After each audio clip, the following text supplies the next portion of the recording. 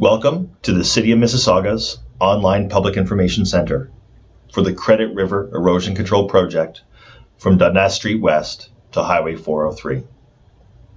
Your comments are encouraged and appreciated, as this will provide us an opportunity to address project issues and concerns.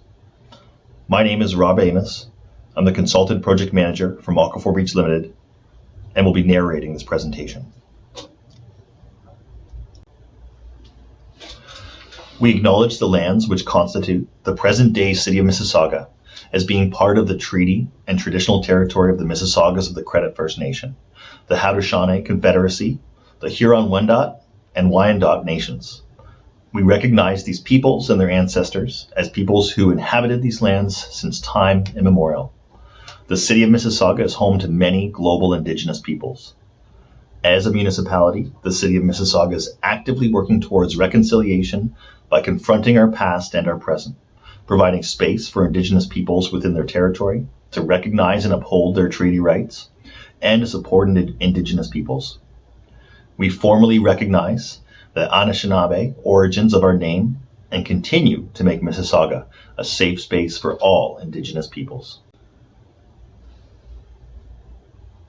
The study area includes the Credit River corridor from Dundas Street West downstream to Highway 403 upstream, including both the river, the floodplain, and the Culham Trail. Within the study area, the Credit River is generally characterized by active erosion with localized channel break protection measures, such as armor stone walls and gabion baskets. In some locations, these channel engineering structures are failing. Additionally, we find the Culham Trail has many areas of deterioration, washout, or erosion, as well as an ice control structure, as shown in the bottom right-hand photograph, whereby erosion of the outer bank has created a flanking of the structure.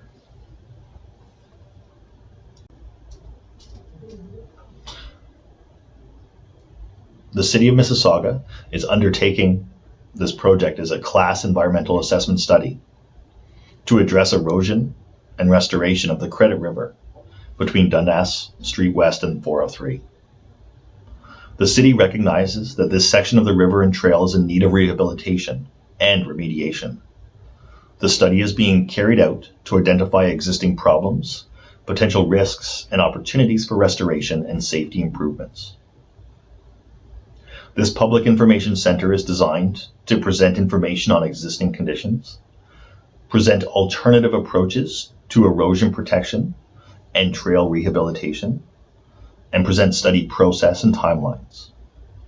We look forward to gaining community input on the existing conditions information, identification of opportunities and constraints, input on preliminary alternative evaluation criteria and scoring, as well as our selection of our preferred solutions. This project is being undertaken as a Class EA project following the Schedule B process. The flowchart below illustrates the key steps to be undertaken as part of the EA process. Phase 1 has been completed, in which problems along the study area have been identified. Phase 2 is actively underway, having identified alternative solutions for each of the problem areas, along with inventories of natural, social, and economic environments. A preliminary evaluation of alternatives has been prepared. And through this PIC, we are looking to review agency and public input to the findings to date. Following this PIC, we will select the preferred solution at each problem area, and there will be a notice of completion for additional review and input prior to implementation.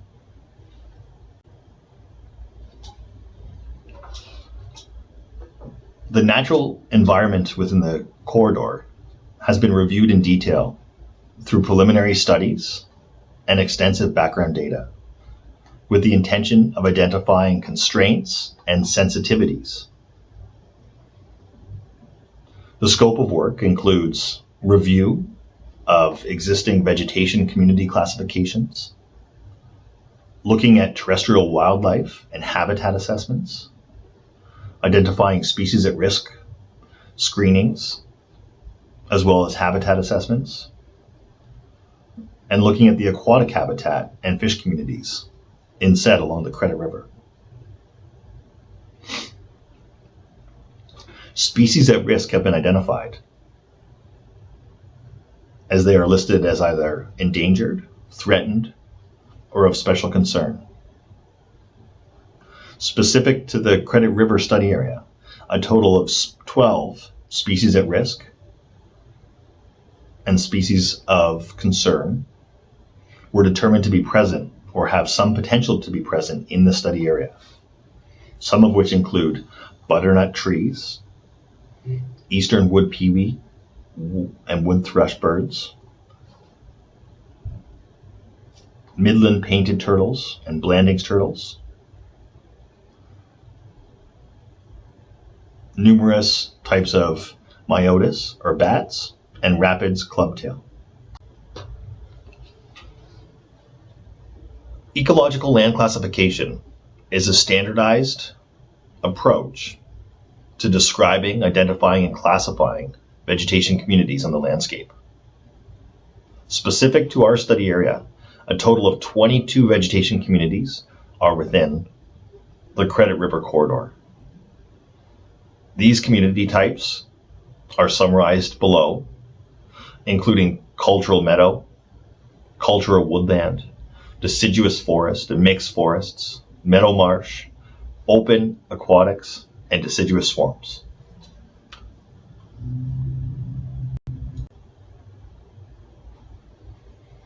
Fish and aquatic habitat has been reviewed in detail as well. Key findings include potential species at risk of American brook lamprey and red-side dace. The Credit River is home to migratory salmonoids such as Pacific salmon, Atlantic salmon, rainbow trout, and brown trout, all using the system to spawn and rear.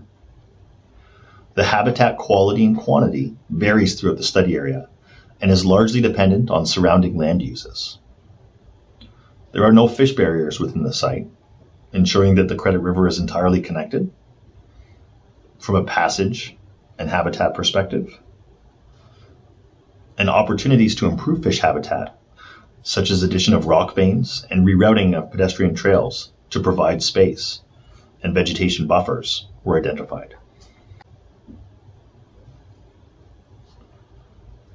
The hydrology and hydraulics of the Credit River were examined to understand the range of flood flows conveyed through the work area. The 2-year flood or return period is approximately 90 cubic meters per second, which would fill the banks of the Credit River.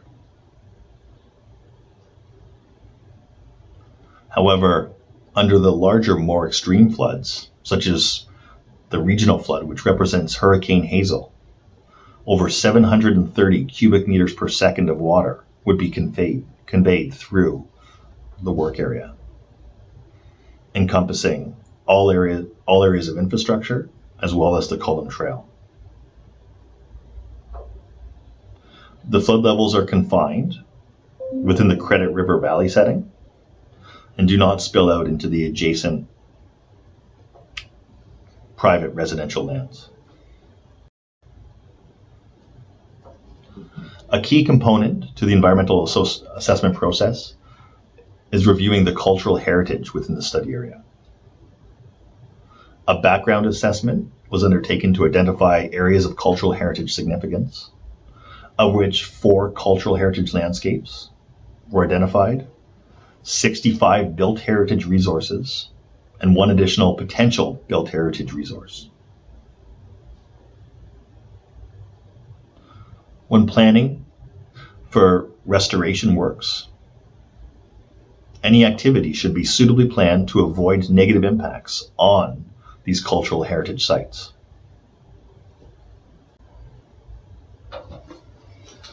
An archaeological investigation was undertaken in support of the EA. The preliminary results identify areas of archaeological potential with the green hatch. The red dashed lines show areas where the expectation is that works may occur. Areas of yellow hatch have been previously disturbed and therefore do not exhibit archaeological potential. Anywhere where the red dashed lines, which identify areas of potential projects, intersect with areas of green hatch, will require additional stage 2 surveys to be undertaken.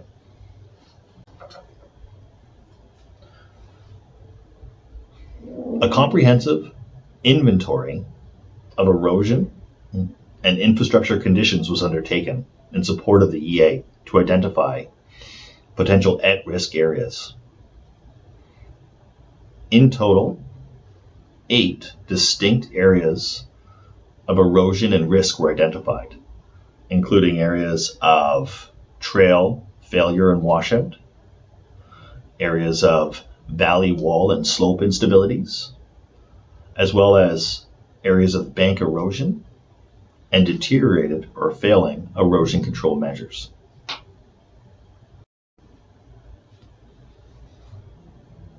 When looking at each distinct site, a set of evaluation criteria have been defined consistent with the EA process and will be applied to each alternative that may be undertaken or given consideration to address the problem.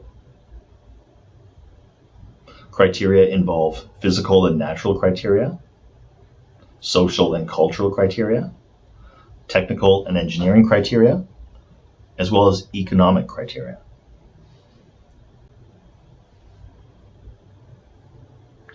Each criteria has a subset of additional criteria which are then scored,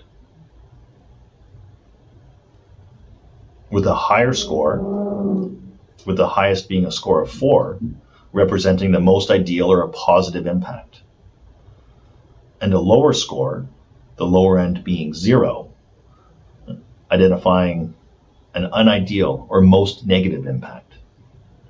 A color coding scheme has also been applied, with green representing the most ideal and red representing the least ideal.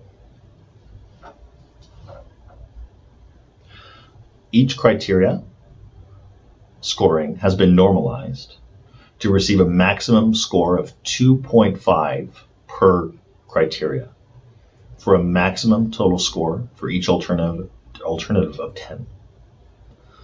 Whichever alternative receives the highest score is identified as the preferred alternative. For the purpose of this PIC, we have undertaken a preliminary scoring to identify a preliminary preferred alternative for public input and comment. Site 1 was identified as the ice control structure within ERINDALE Park. At present, under the do nothing or existing conditions, the ice control structure has been flanked and the channel is actively routed around the ice control structure, limiting the functionality of the intention of the structure itself. Trees have also grown up within the floodplain, within the area which is intended to allow for a storage of ice. Proposed rehabilitation alternatives include Alternative 2, restoring the ice structure to the as-built condition constructed in the early 1980s, or Alternative 3, retaining a controlled bypass channel flanking the ice control structure. However, fixing that bank in place to limit the amount of free flow of ice extending around the structure, as well as providing additional protection to the adjacent sanitary sewer, as shown with the magenta line.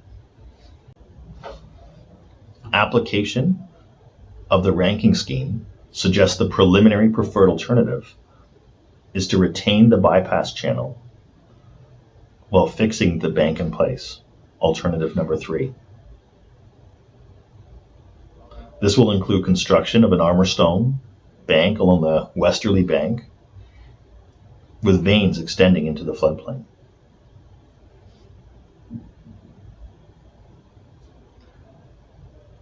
It will also include removal of trees in the floodplain to allow for ice storage and reinstate ice storage capacity. And it will maintain the channel width of the Credit River to increase the longevity of the design. Site 2 includes the deteriorated and failing armor stone retaining wall, which includes the natural surface trail, which runs along the top. Under present or do-nothing conditions, both the armor stone and trail are actively eroding and falling into the Credit River below. The first restoration alternative, alternative number 2, would be to replace the deteriorated armor stone wall with a newly built armor stone wall. The trail would be repaired atop of the armor stone wall. Alternative number 3 would be to remove the armor stone retaining wall and rebuild the bank on an angle in a revetment or buttress formation, utilizing some of the existing armor stone and augmenting with new materials as required. The existing natural surface trail would be removed, and the primary trail would remain beyond the top of bank within ERINDALE Park.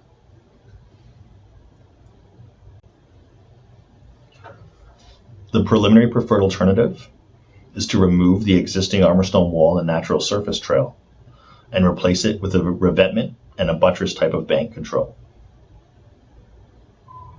This would include decommissioning of the existing natural surface trail at the top of the bank and regrading that area for naturalization. Pedestrian traffic would be relocated to the adjacent trail at the top of the slope, which will reduce safety risks due to flooding and ice flow. However, interaction for the recreational user will be maintained through the opportunity of lookouts and fishing or resting areas, which will allow the maintenance of views of the river. Site 3, Credit Heights Bank Restoration, currently involves a deteriorated and failing gabion basket bank, along with significant and frequent washout of the trail. The do-nothing alternative would allow for those gabion baskets to continue to deteriorate and the trail actively washing out and requiring frequent maintenance. Alternative 2 would be to replace the gabion baskets with a new armor stone retaining wall and minor regrading of the trail. And alternative 3 would be to replace the gabion baskets with a vegetated buttress and a minor realignment of the trail to increase the buffer between the trail and the bank. The preliminary preferred alternative is the vegetated buttress option, which will include realignment of the trail beyond the 5-year floodplain to reduce frequency of flooding and washout, as well as potential regrading of the inner bank to maintain channel width and conveyance capacity.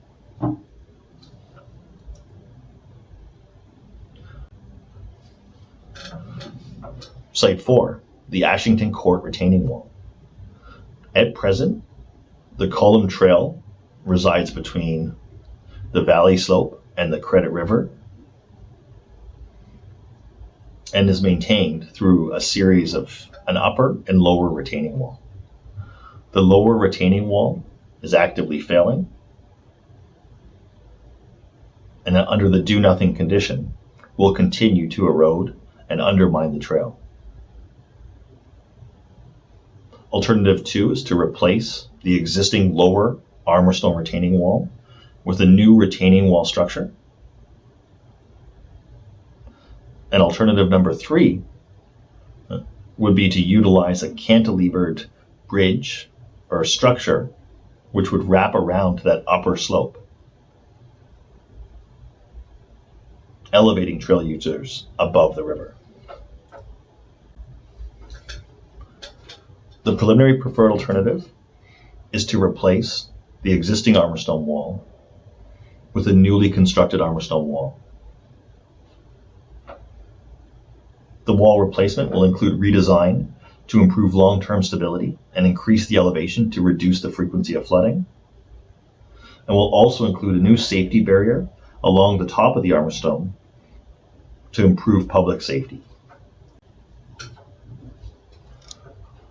Site 5 is another area where the Credit River channel comes into contact with the valley slope, which has created an oversteepened and unstable slope condition with residential properties residing just beyond the top of slope. Under the do-nothing condition, the Credit River will continue to slowly erode into the slope embankment, with vegetation and upper sections of the slope continuing to fall in. Alternative number 2 would include a vegetated buttress and realignment of the channel away from the slope, with compensation or cutting on the inside of the bend in towards the parkland. Alternative number 3 would be to construct a new armor stone or gravity retaining wall along the base of the slope. The preliminary preferred alternative for the Summit Court site is the armor stone retaining wall. This gravity retaining wall will have a smaller area of disturbance than the vegetated buttress, but will still incorporate native plantings along the top of the structure. This design has been used successfully on neighboring reaches of the Credit River. Sites 6 through 8 include areas of trail washout and erosion.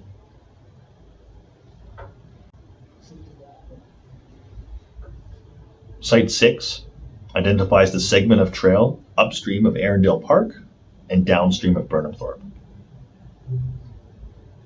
Under present condition, the trail runs in close proximity to the Credit River channel and is frequently undergoing washout and erosion.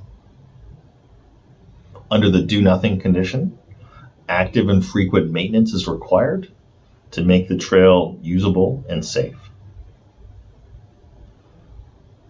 Restoration alternatives include raising the existing trail with erosion control on either side and infilling with engineered material such that the trail is up above that frequent or nuisance flood level. Significant drainage connectivity would be required through underdrains with a relatively large footprint in order to raise the channel up above the 5-year flood level.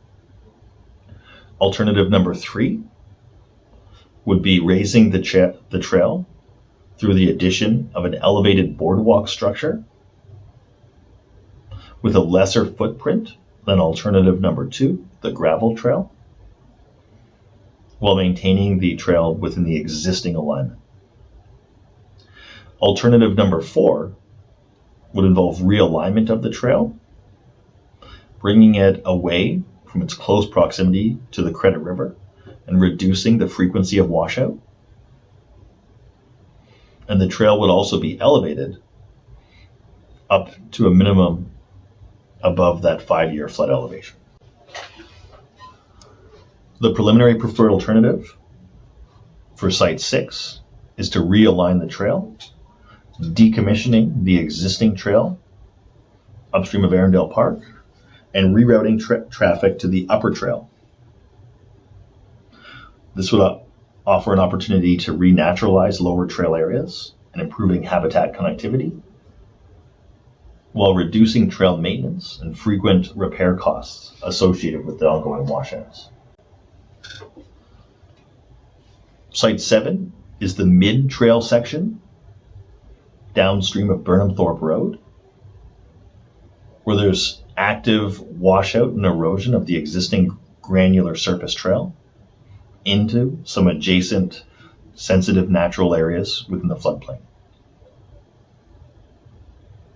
Restoration alternatives include raising the trail with compacted gravel up above that 5-year flood level, or alternative number 3, raising the trail with the use of a boardwalk structure, once again setting that target to be a minimum of the 5-year flood level. Or alternative 4 would be realignment of the trail away from the Credit River and away from the risks of flooding and ice flow. This section of trail, defined as Site 7, the preferred alternative is an elevated boardwalk structure, maintaining the trail within the existing alignment between the sensitive wetland habitats and the Credit River.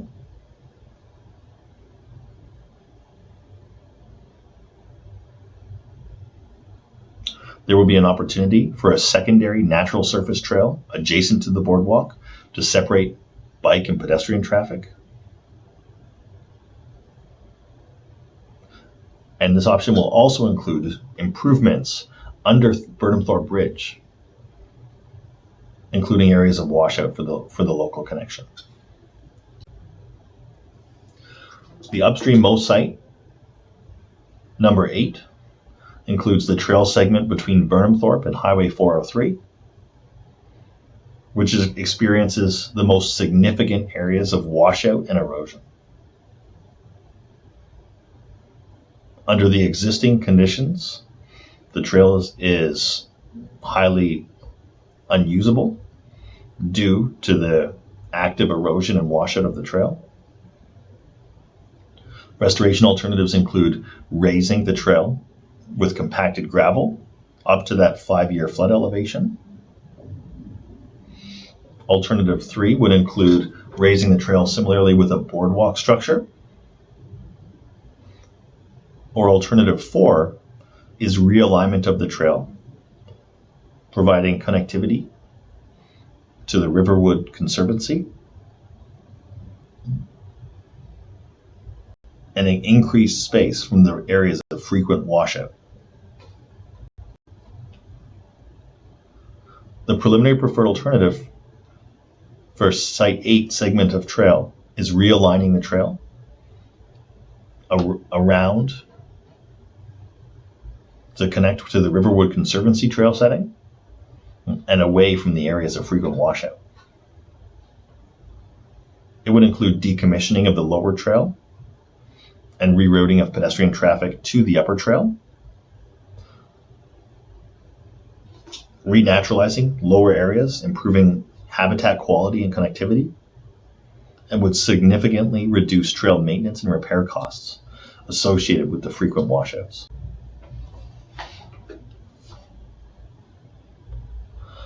The PIC commenting window is open for a 30-day period. The comment submission deadline is July 14th, 2023, upon which we will have received all Public Information Center feedback. We will look to incorporate input and update the results presented today accordingly. This may include confirming or adapting the preliminary preferred alternatives. We will thereafterwards look to submit the EA project file in the later summer or early fall of 2023. The EA project file report will be posted for a 30-day review and commenting period. Upon completion of the EA, Detailed design of the preferred alternatives will be undertaken throughout the latter part of 2023 and will be followed by implementation or construction of all projects dependent on City of Mississauga capital programming. Thank you for participating in the Credit River Erosion Control Class Environmental Assessment. We look forward to your feedback.